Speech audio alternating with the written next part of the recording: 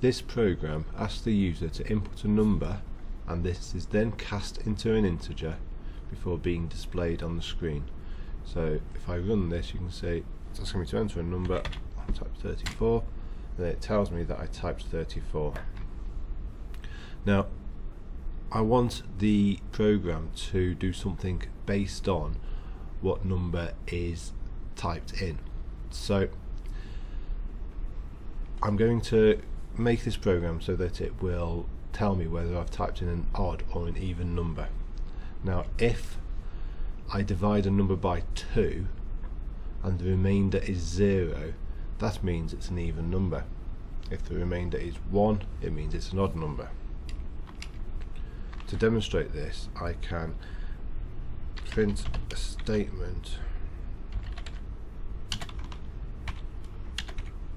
using the modulus operator.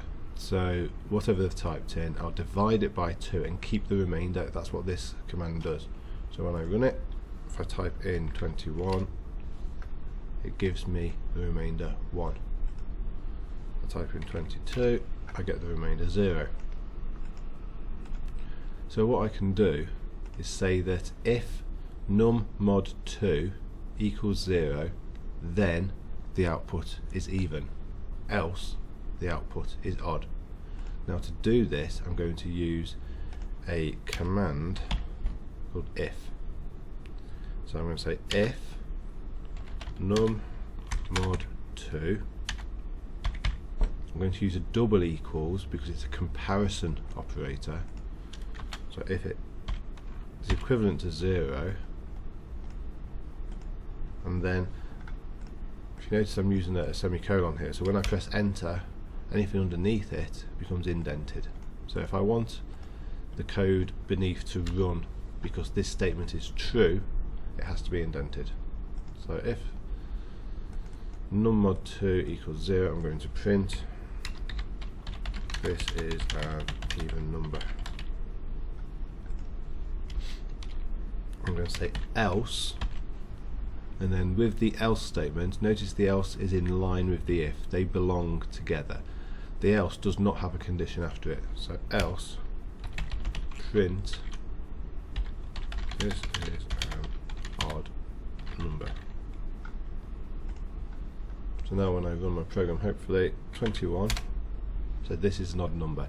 So what happened was it performed this comparison. It checked to see if num mod 2 was equal to 0. It wasn't, so it didn't run this piece of code, but it ran this.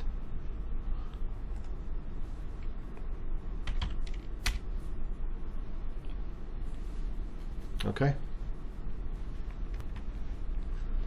I've updated my program, so rather than just asking for a number, it's now asking for a test score. So imagine this is at school, you've just had a test and it wants a score out of 100. Now, in my code I'm saying if the score is greater than 90, print grade A, else print fail. So when I run this, ask me to enter a test score. If I type in 75, it tells me it's failed. If I type in 95, it tells me grade A. Now obviously there are more grades than just grade A, so I want a series of grades that the program can check. So with an if statement I can also use an elif. So this means else if. So if score is greater than 90, print grade A.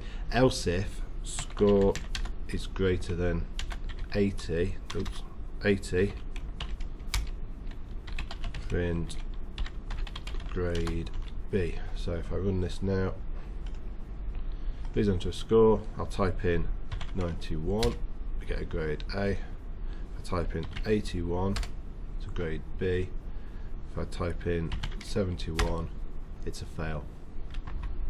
I've just added a few more, so I can put as many elifs as I want beneath an if statement. What you should not do, if it's all based on the same criteria, so we're comparing score to a value, you should have one if and everything else should be elifs, and then the final one should be an else. The else only runs if none of the above is true. So let's see if this works. So I'm going to run it. Let's put a test score of 45. So 45 is a fail because it's less than 50. If I try 55, I get a grade E. 65, grade D. 75, grade C, and so on. I don't need to check them all. I have extended my program further by adding, beneath the section which is checking if the score is greater than 90, I have asked the user to type in their name for the Hall of Fame. I then have another if statement, and this if statement is indented beneath the initial if statement. This is called a nested if. So this will only run if this is true. If the grade is less than 90, if the score is less than 90, then it will not see this code. It will skip to the next one and check that, and so on. So now when I run it, please enter a test score. If I type in 75, it will ignore this completely. This time if I enter 95, enter your name, it'll say congratulations Trev. If I run it again, 95, this time I put in my name, it tells me you're the teacher, you can't take part. So this only runs if this condition is true. I'd just like to point out at this point, you may have noticed in this statement here I have some backslashes. The reason for this is because I have opened my string with an apostrophe and I close it with an apostrophe, but I'm also using apostrophes within my sentence. So if I did not put this here, then Python would think that this is the start of my sentence, this is the end of my sentence, and then the rest would cause the program to crash.